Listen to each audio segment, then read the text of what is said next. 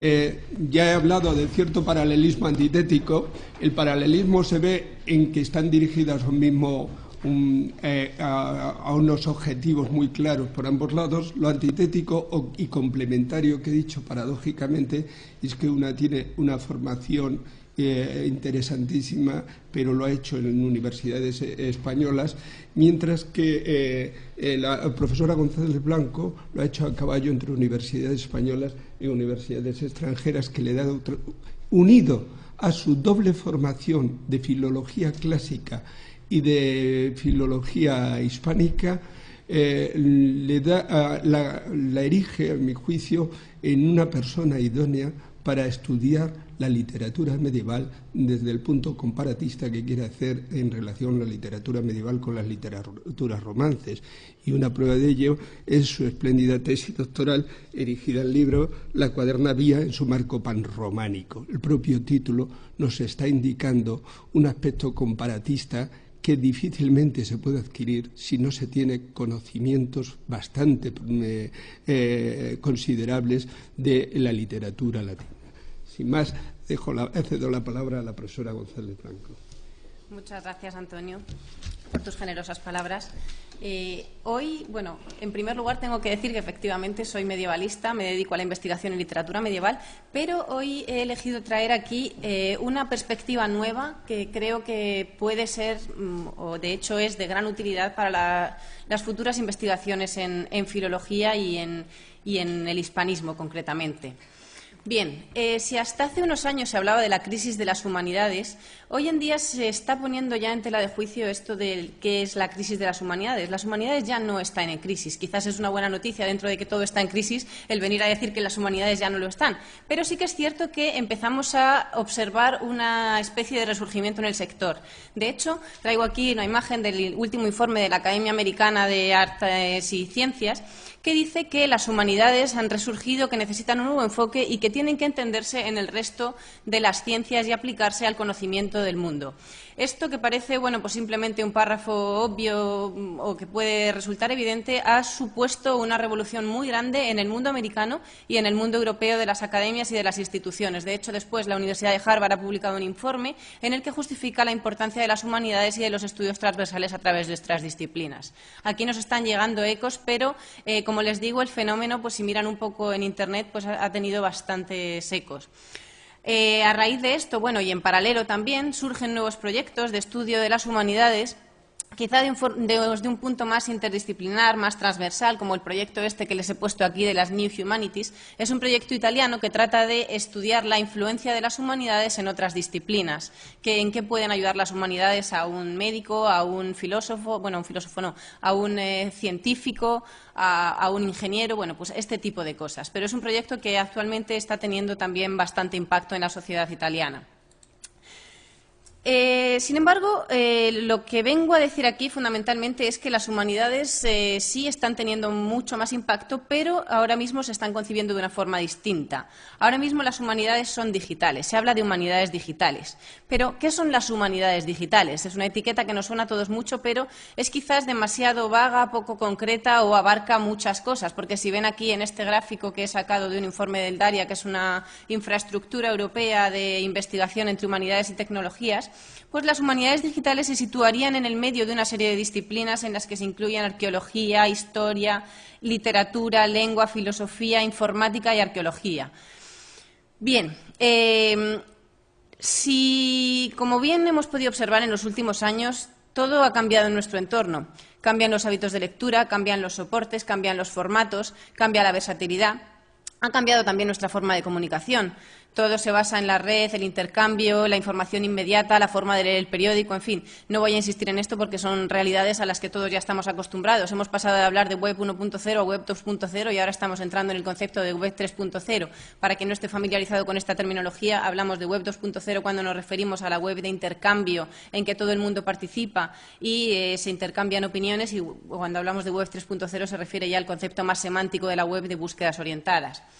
Hemos cambiado también nuestros ámbitos en el sistema de enseñanza e investigación. Como prueba, todos tenemos la UNED, las plataformas virtuales y la propia trayectoria que la universidad ha experimentado en los últimos 10, 15 años, que no han sido más.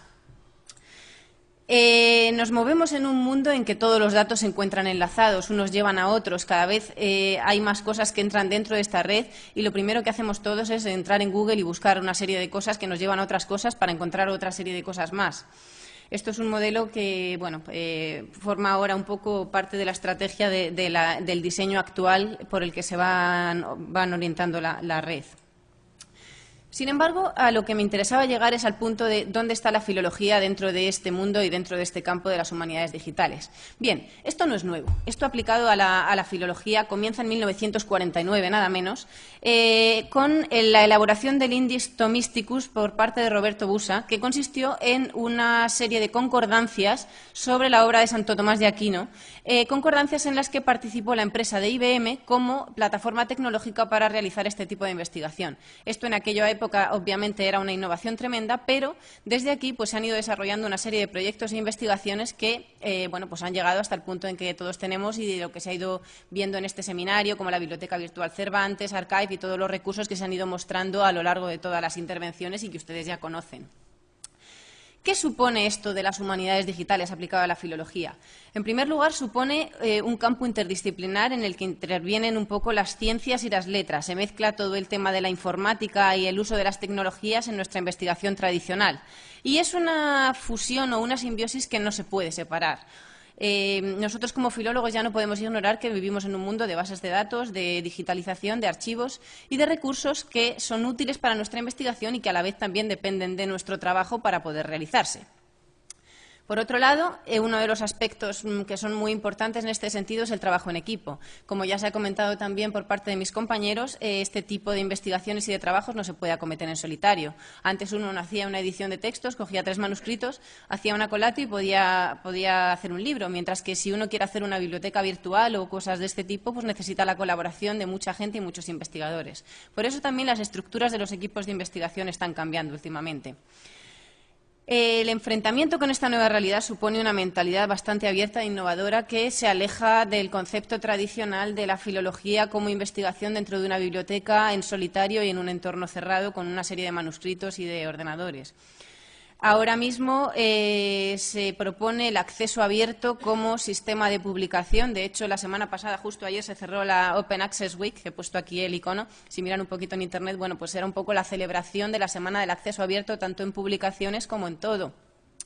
Todas las principales revistas están intentando poner sus publicaciones al acceso de todo el mundo y ahora mismo la tendencia de la investigación es a esto, a que todo sea un poco gratis en la red, accesible a todo el mundo y, de hecho, la realidad es que nos está impulsando a hacer esto. Los artículos que más se leen y los artículos que más se citan son los que están publicados en Internet, queramos o no. ¿Qué implica todo esto de cara a la filología? Pues implica una relectura de todas las áreas de la disciplina. Por ejemplo, el objeto de estudio. El objeto de estudio entendiendo como manuscritos incunables, fuentes que estamos estudiando. Aquí voy a hablar un poco de la digitalización, como ya habló mi colega Miguel Ángel sobre los manuscritos del Buen Amor, su disponibilidad en línea. Todos conocemos y hemos usado en algún momento Google Books como fuente de obras que a veces son difíciles de acceder en algunas bibliotecas, el portal de Archive, que ha sido justamente mencionado hace unos minutos, como también portal de recursos de digitalización. Sin embargo, hoy en día se está yendo más allá de esto. No sé si conocen el proyecto Europeana. El proyecto Europeana es uno de los proyectos actuales que más financiación tiene, más bibliotecas y más recursos han invertido en Europa. Es un proyecto de crear una biblioteca virtual europea a gran escala. En él intervienen numerosísimas instituciones de todos los países, principalmente bibliotecas grandes. De hecho, en España tenemos un agregador que se llama Hispana, que junta recursos de las bibliotecas públicas, de la Biblioteca Nacional, de los archivos, y lo que trata de hacer es enlazar los datos que nosotros tenemos con los que están en otras bibliotecas y en otras instituciones. Para esto no se trata simplemente de hacer un catálogo de recursos, sino de enlazarlos mediante metadatos, es decir, información que permiten que, por ejemplo, un objeto que yo pueda tener en un museo de nuestro país pueda tener alguna relación semántica con un objeto que pueda haber en un museo de Santo San Petersburgo. Obviamente este tipo de relaciones no los conocemos porque pues quizá nunca se han puesto en relación, a no ser que haya expresado un determinado interés por este tipo de cosas. Pero con estos recursos que permiten una estandarización desde el punto de vista semántico aplicado a los objetos, a las colecciones y a los determinados campos de las humanidades, nos permiten encontrar una serie de paralelos y de recursos que desconocíamos y que pueden ser muy útiles para la investigación. Como pueden imaginarse, las perspectivas que esto ofrece de cara a la apertura de estudios y de perspectivas, pues es amplísima. Otros proyectos, bueno, esto es así un poco traído el modelo para que vean que el modelo que hay debajo de toda esta estructura es complejísimo. Es una combinación de etiquetado de textos, metadatos, web semántica e implica pues, técnicamente un proceso de catalogación y estandarización muy complicado, pero con unos resultados muy potentes. Otros proyectos también recientes y a la vez preciosos es el proyecto de Biblísima. Como ven aquí, bueno, pues esto es del 31 de mayo de 2013. Es un proyecto que trata de Building the New Library of Libraries Together, o sea, trata de hacer una biblioteca enorme que junte las distintas bibliotecas, pero a la vez permita la visualización de manuscritos, de recursos, de incunables y de materiales para que puedan ser puestos en relación unos con otros. Este proyecto de Trame es un poco la misma idea, pero aplicada a los manuscritos. Surgió por parte del Gobierno italiano y, en primer lugar, consistía en una red de unificación de manuscritos en las bibliotecas italianas, pero después ha ampliado sus fronteras a otras bibliotecas. Ahora mismo en España solo está participando una biblioteca de Barcelona, pero la idea que ellos tienen es haber creado un modelo en el que se puedan integrar el resto de las bibliotecas, de tal forma que si yo buscase un manuscrito de un autor o de una obra, como puede ser Boccaccio, pueda encontrar todos los testimonios que hay en las distintas bibliotecas europeas y, además, acceder a la digitalización del manuscrito. Comprenderán que con estos recursos pues es infinitamente más cómodo, más fácil y mucho más amplio el tipo de resultados que se pueden obtener en la investigación. Otras iniciativas han surgido por parte de bibliotecas individuales, como esta de iCódices, que es una biblioteca virtual de la librería de las bibliotecas de Suiza, que van a digitalizar todos los manuscritos de todas las distintas bibliotecas y crear una red en los que pues, también se puedan hacer estudios comunes basados en este mismo tipo de cosas. Las tecnologías también bueno, pues han traído sus frutos a campos como el de la edición de textos.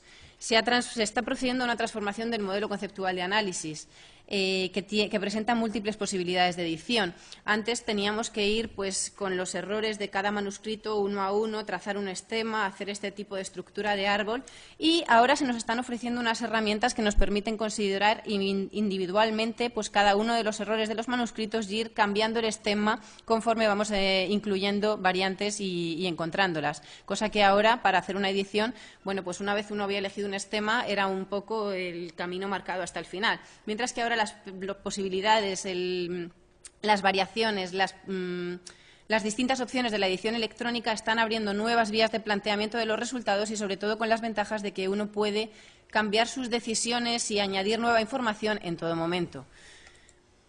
Esto, por ejemplo, es un proyecto muy bonito que se ocupa de la poesía de los Minnesänger en Alemania, que está basado en la Text Encoding Initiative de la que habló mi compañera María ayer. La Text Encoding Initiative es un tipo de lenguaje XML específicamente diseñado para etiquetado de textos de humanidades y especialmente de filología.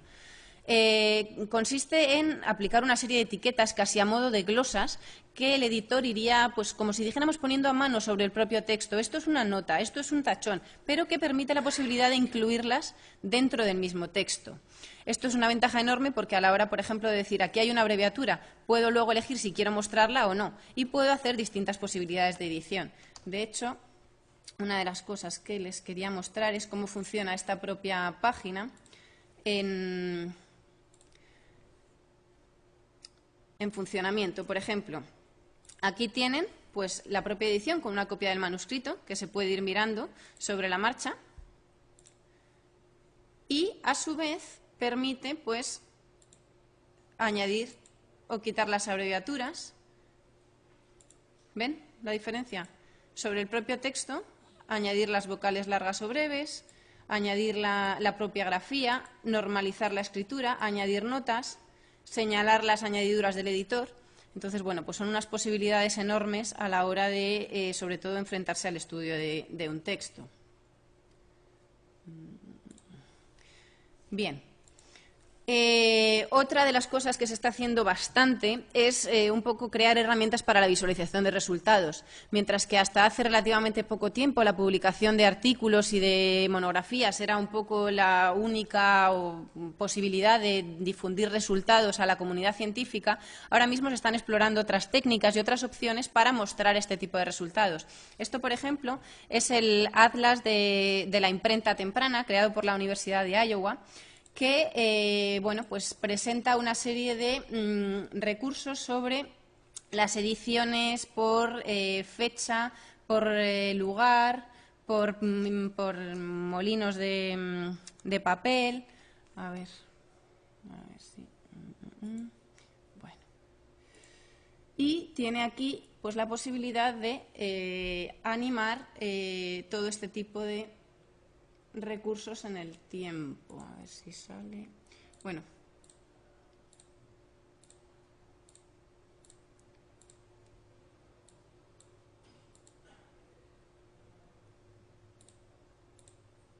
Bueno, aquí se va pulsando en función de lo que a uno le interese ver.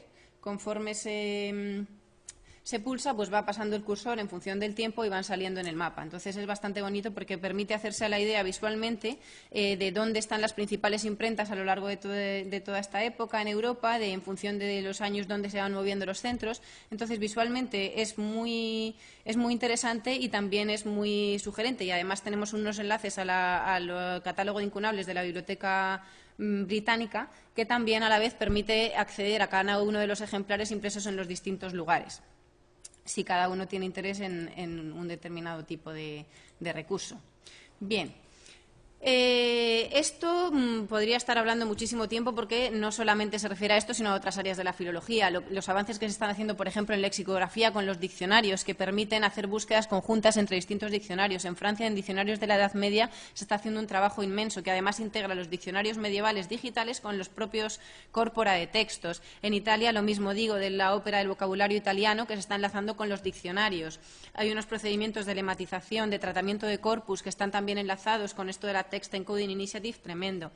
Para la traducción y enseñanza de lenguas es igual. El portal de Perseus, dedicado a la filología clásica y a la traducción de textos latinos y griegos, cada vez está desarrollando más recursos y más tecnologías y está dando un acceso tremendo a todos los textos de la antigüedad.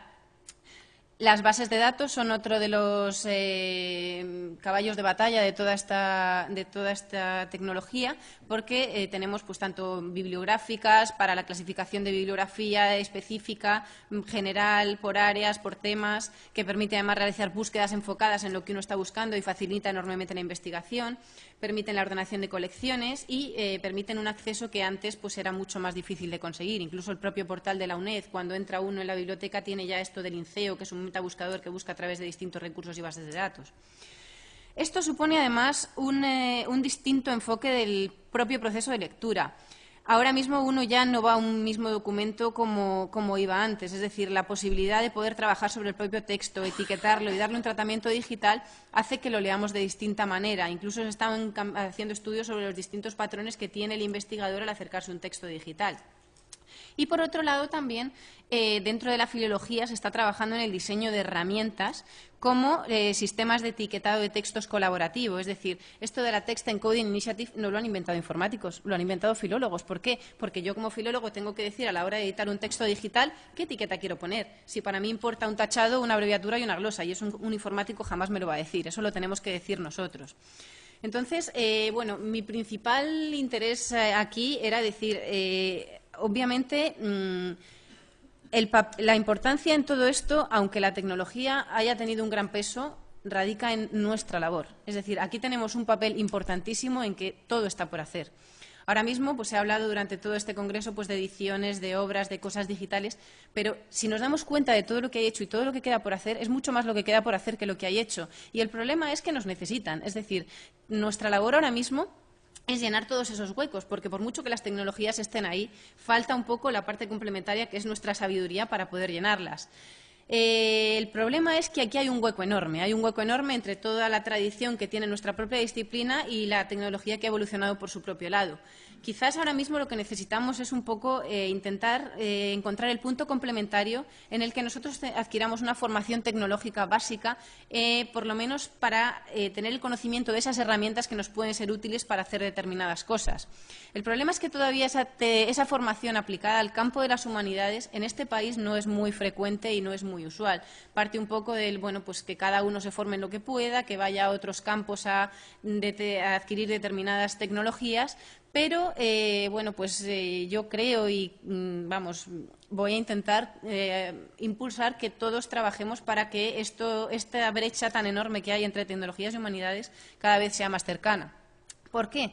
Porque además esto abre unas perspectivas de futuro enormes. Si ahora mismo parece que la salida de la filología son solamente pues, la enseñanza, la docencia o la investigación sobre manuscritos y textos, hay una corriente que he traído aquí la imagen que se llama Alt Academy, que tiene mucha fuerza en Estados Unidos, que bueno, pues explica un poco que ahora mismo tenemos un campo enorme pues, de digitalización, de bibliotecas, de museos, de exposiciones virtuales, en las que no solamente hacen falta herramientas tecnológicas, sino personas con formación humanística y filológica específica que tengan un conocimiento de lo que existe, lo que hay que hacer y lo que falta por hacer. Entonces, bueno, pues yo les animo a entrar en este campo porque, de verdad, si miran un poco toda la oferta de puestos globales, cada 2 días hay una oferta de puesto de humanista con formación en tecnología en la Universidad de Sydney, otra en Canadá, otra en Bruselas y otra en Frankfurt. Quiero decir, o sea, es un campo que ahora mismo no tiene paro.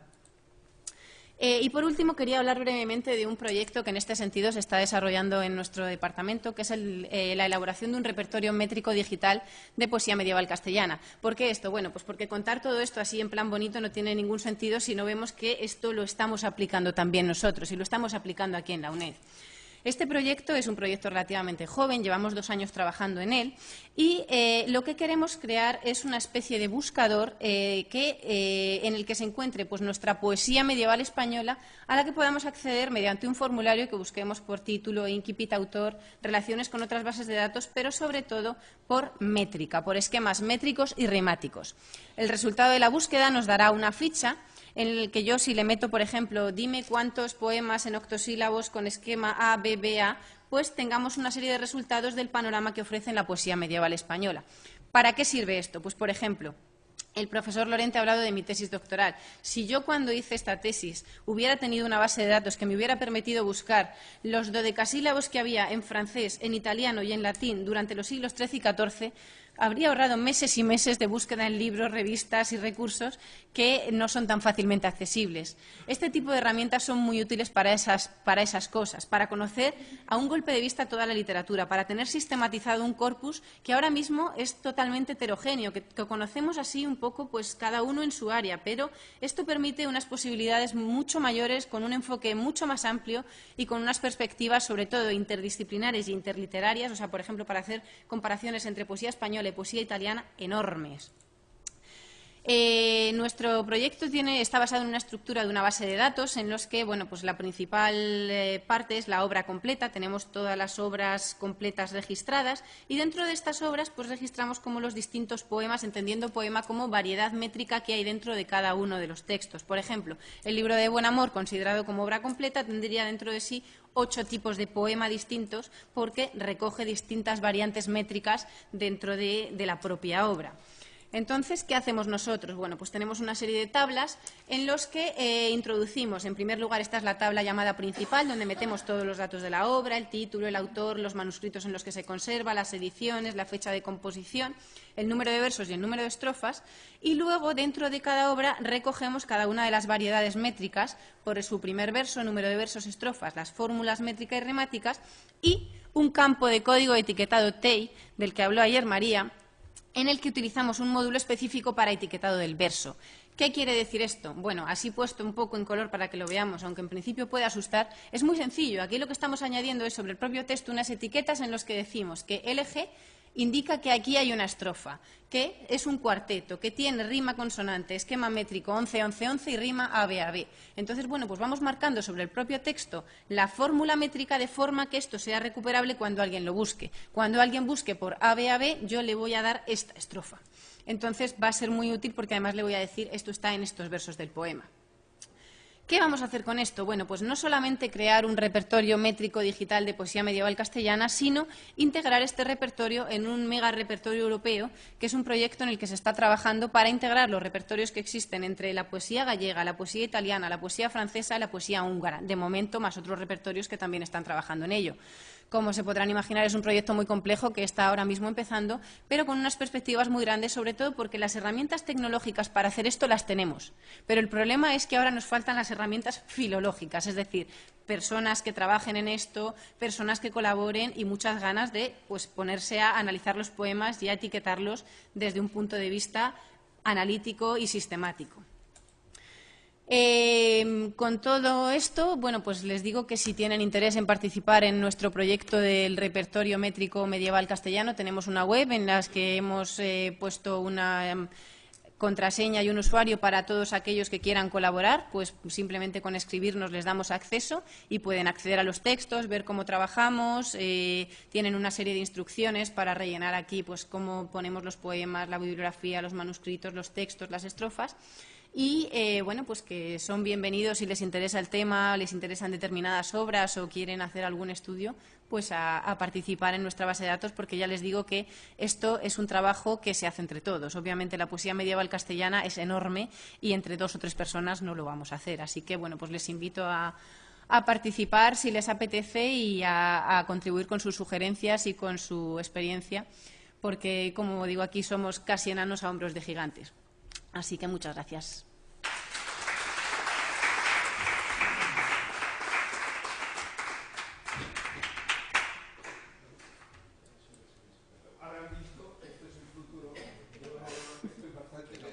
Esto es el presente.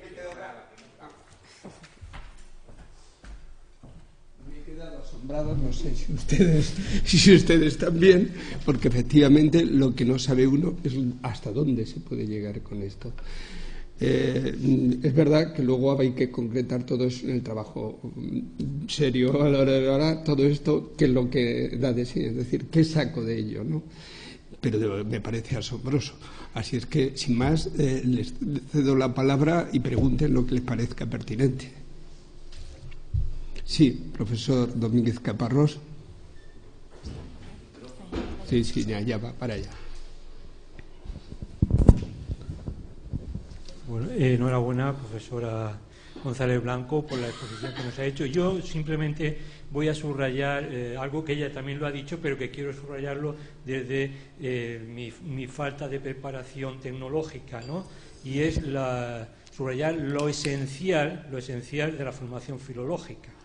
Lo esencial, es decir, esto es, cuando he dicho que no hay paro en este campo, es lógico que no haya paro, pero además no se puede meter cualquiera a hacer eso, porque dice, bueno, en el caso de la métrica medieval, pues no es complicada la métrica medieval, como para decir, yo es que cojo un texto y mido 11 A, B, tal, y ya está hecho, ni mucho menos, ni muchísimo menos, o sea, es muy complicado.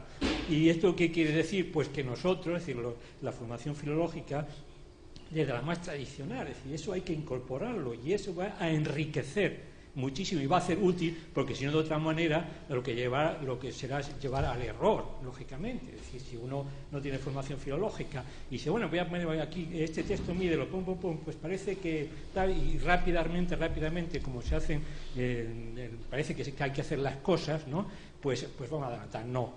Para correr, para adelantar, hay que de haberse preparado muy bien, de así sí se adelantará, se adelantará, habiendo medido miles y miles de versos medievales, para, una vez que uno ha medido eso y ha visto, entonces poder colaborar. Es decir, no es entrar y colaborar así como así.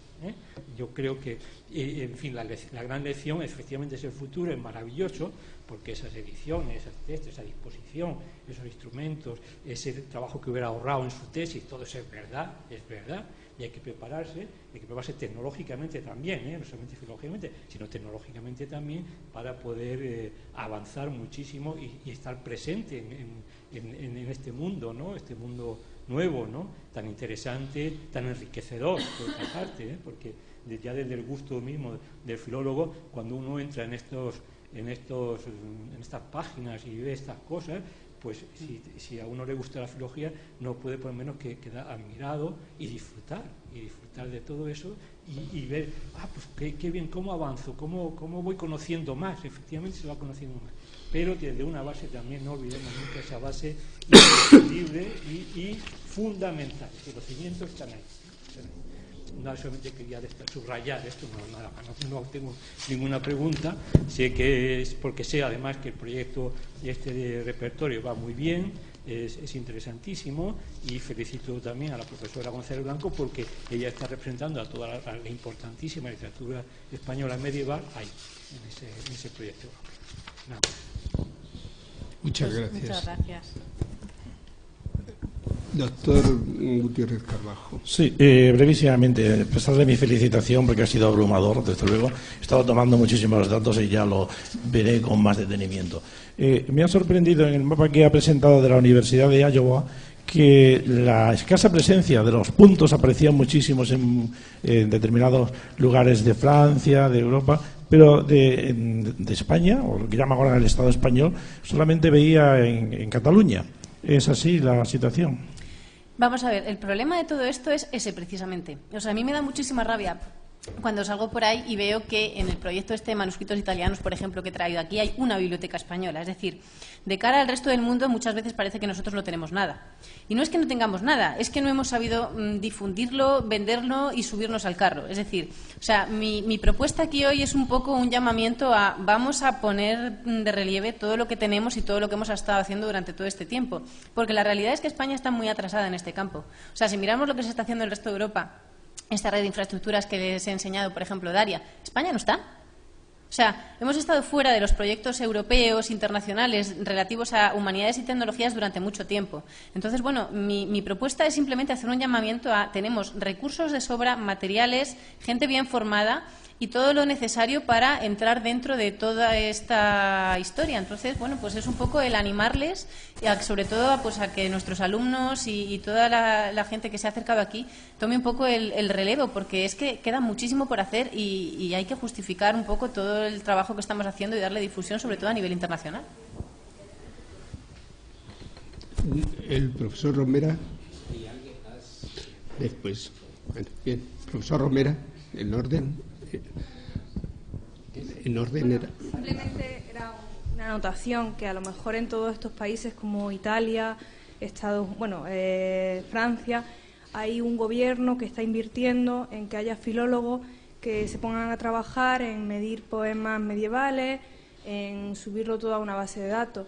Pero en España, lamentablemente, cada vez se recorta más y más y más, y al final es trabajar gratis, ¿no? Entonces, pues quizá esté ahí la razón de que en Francia hayan sabido vender muy bien su cine, su literatura, su arte, y en España no, ¿no? Pues simplemente. A ver, tengo que decir que sí y no. Es decir, obviamente la situación no ayuda para nada, pero también, bueno, pues hay un poco que quizás echarle ganas, ¿no? O sea, porque sí, obviamente por los proyectos estos de Europeana ves los presupuestos y tienen millones y millones de euros y no podemos compararnos con ellos ni entrar dentro de esto. Pero se pueden hacer muchas cosas a veces con pocos recursos. Es cuestión un poco de intentarlo ponerse y saber que existe, porque ¿por qué quizá no hemos trabajado en estas cosas? Bueno, por puro desconocimiento. Es decir, nosotros la base de datos la estamos haciendo con un software libre, gratuito. O sea, el dinero que estamos invirtiendo en el proyecto es muy poco. Estamos en tiempos de crisis, es decir, pero bueno, pues a veces se trata un poco de ver con las herramientas que tenemos qué se puede hacer y a dónde se puede llegar. Sí, evidentemente los tiempos no son fáciles para nadie, pero también pues es un poco el buscarle las vueltas y tener ganas de hacer las cosas, ¿no? Entonces, bueno. Sí, yo os doy la enhorabuena en lo que estáis haciendo, me parece increíble. Lo único que digo es que antes de echarnos, ay, qué malos los españoles, qué malos somos, qué mediocres, que no nos sabemos vender, pues que a veces hay una razón, ¿no? Que por supuesto se le pueden echar muchas ganas. todos los que han hecho una tesis, bueno, yo por ejemplo no cobré un duro haciendo mi tesis doctoral, ¿no? La hice con mis ganas, con mi tiempo y con todo, pero que no se le puede exigir a la gente que investigue gratis. O sea, investigar es un trabajo y en España nos hemos acostumbrado a que investigar es un hobby y creo que es lamentable. De acuerdo, gracias. Alberto, por favor. Y pases al profesor Romera después. Todas estas intervenciones, particularmente las de la profesora González Blanco en este y en los anteriores seminarios, son siempre muy estimulantes, al menos para mí, en el tema tecnotrending, ¿no? Entonces, la pregunta va más precisamente por la labor profesional posterior al grado, a la licenciatura anterior. A diferencia de algunas otras carreras o áreas profesionales, por ejemplo, Derecho. Tú acabas Derecho y no vas el día siguiente a litigar. Existe una escuela de práctica jurídica fuera del ámbito universitario, perteneciente al ámbito universitario, pero que te facilita, te ayuda y te da una serie de líneas tecnológicas, instrumentales, de todo tipo, para que te puedas enfrentar a tu actividad profesional. En el campo de la filología, quizás es ignorancia mía, no lo sé, antes no le daba mucha importancia, pero ahora que ya estoy un poco terminando cosas de estas, te empiezas a preocupar y ves tu enorme ignorancia en todas estas cosas. Entonces, la pregunta es, más allá de espantarme, maravillarme y decir qué bien que está todo esto, ¿hay alguna línea, bien sea en el departamento, bien sea en la facultad, o no sé si en alguna organización profesional, que haya tomado un poco la bandera o la iniciativa de crear escuela de formación tecnológica en un área como esta, en donde la aparición de estas tecnologías creo que le da la vuelta al modo de investigar absolutamente? Vamos a ver, estamos trabajando en ello ahora mismo. O sea, esto es una cosa relativamente nueva, por lo menos en nuestro país. La realidad es que nosotros, como investigadores, o sea, nos estamos también peleando con esta realidad. Es decir, ¿cómo he aprendido yo todo esto? Pues a base de ir aquí y allá, formarme, autoformarme y, bueno, pues preguntar a uno, a otro, etcétera. La realidad es que hasta el momento en España no la hay. Estamos trabajando en ello. Es decir, o sea, ahora mismo de este proyecto está saliendo una tesis doctoral, que es la creación de una herramienta electrónica para el corpus de la métrica. Esto ya es un paso. Entonces, bueno, pues poco a poco, yo creo que con los años y con el tiempo, pues intentaremos que cada vez estas colaboraciones y estas escuelas sean más fructíferas. Y obviamente, pues el tema de la formación es fundamental y tendremos que abarcarlo. Por ejemplo, con el nuevo programa de doctorado, bueno, pues igual podemos hacer algo en este sentido. Lo que pasa es que ahora mismo está todo en un momento de redefinición, ¿no?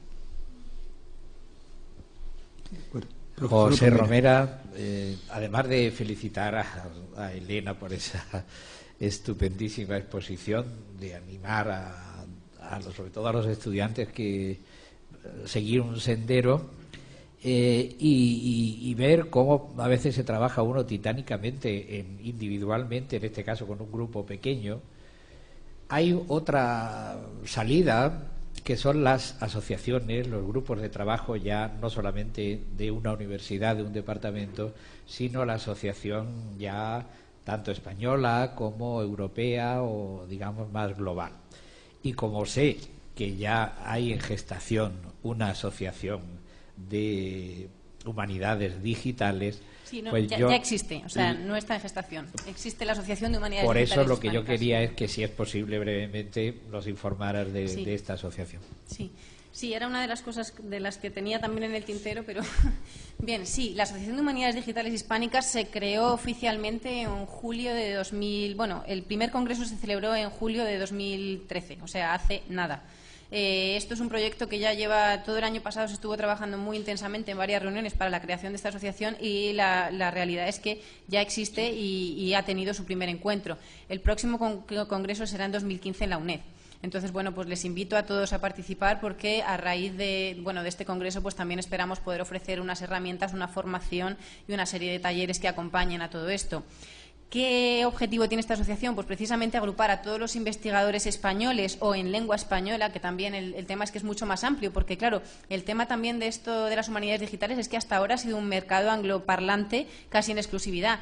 Y ahora mismo, tanto por parte de las iniciativas latinoamericanas, porque en México también hay una llamada Red HD para Latinoamérica, y las iniciativas españolas, pues está trabajando muchísimo en el desarrollo de estos aspectos en el ámbito hispánico.